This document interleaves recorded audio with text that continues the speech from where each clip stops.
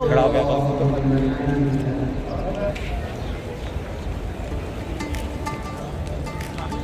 মদিনার খেজুর বাগান ইতিহাস, অর্থনীতি ও আধ্যাত্মিকতার এক শাশ্বত উপাখ্যান। মদিনা শরীফ থেকে আশিক ইসলাম রিপোর্টে বিস্তারিত। তপ্ত মরুভূমির বুকে সবুজের স্নিগ্ধতা নিয়ে দাঁড়িয়ে আছে সারি সারি খেজুর বাগান।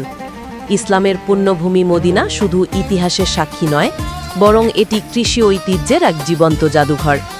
হাজার বছরের পুরনো এই বাগানগুলো মদিনার অর্থনীতি ও সংস্কৃতির অবিচ্ছেদ্য অংশ হিসাবে আজও সমহিমায় ভাস্বর। আরব ভূখণ্ডে খেজুর চাষের ইতিহাস প্রায় ৬ সহস্রাব্দের প্রাচীন। তবে মদিনার খেজুর বাগানগুলো অনন্য উচ্চতা পেয়েছে ইসলামের সূচনা লগ্ন থেকে। মহানবী হজরত মোহাম্মদ সাল্লাল্লাহু আলাইহি ওয়াসাল্লামের পবিত্র ছোঁয়া আর সাহাবায়ে কেরামের অক্লান্ত পরিশ্রমে এই জনপদ ফলে ফুলে সুশোভিত হয়েছিল। ইতিহাসের পাতায় বিশেষভাবে উজ্জ্বল হয়ে আছে ওয়াকফ বাগানের ধারণা। আত্মনিবেদন ও মানবতার সেবায় মহানবী সাল্লাল্লাহু আলাইহি ওয়াসাল্লামেরা যে বাগানগুলো উৎসর্গ করেছিলেন তা আজও মদিনার সামাজিক ও মানবিক কাঠামোর মজবুত ভিত্তি হয়ে দাঁড়িয়ে আছে। এই বাগানগুলোর লভ্যাংশ শতাব্দীকাল ধরে আর্তমানবতার সেবায় ব্যয় হয়ে আসছে, যা এক অনন্য আধ্যাত্মিক দৃষ্টান্ত। বর্তমানে মদিনা অঞ্চলটি সৌদি আরবের খেজুর উৎপাদনের অন্যতম প্রধান হৃৎপিণ্ড। আধুনিক ও ঐতিহ্যগত পদ্ধতির সংমিশ্রণে এখানে গড়ে উঠেছে অগণিত খামার। পরিসংখ্যানে দেখা যায় সৌদি আরবে বিদ্যমান কয়েক কোটি খেজুর গাছের একটি বিশাল অংশ মদিনার উর্বর মাটিতে প্রথিত। বাণিজ্যিক দিক থেকে মদিনার খেজুরের কদর বিশ্বজুড়ে। সৌদিতে প্রায় ৪ শতাধিক প্রজাতির খেজুরের চাষ হলেও মদিনার মাটি যেন রত্নগর্ভা।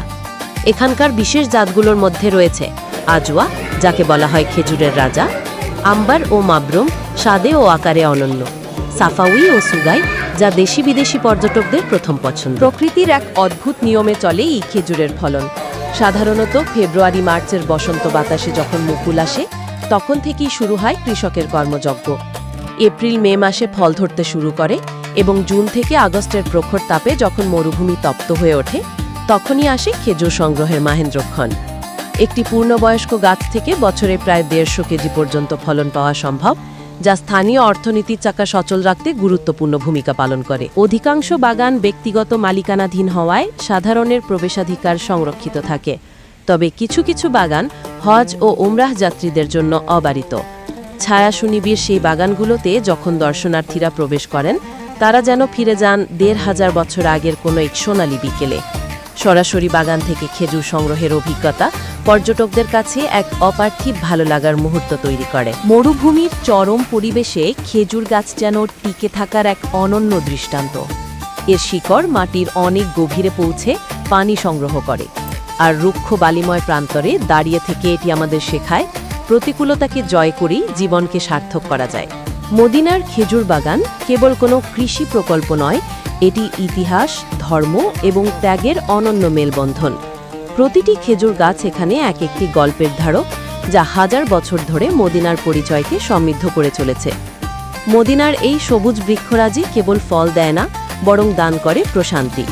ওয়াকফ বাগানের সেই প্রাচীন ঐতিহ্য আজও আমাদের স্মরণ করিয়ে দেয় যে মানুষের কল্যাণে নিবেদিত সম্পদই প্রকৃত অক্ষয় সম্পদ।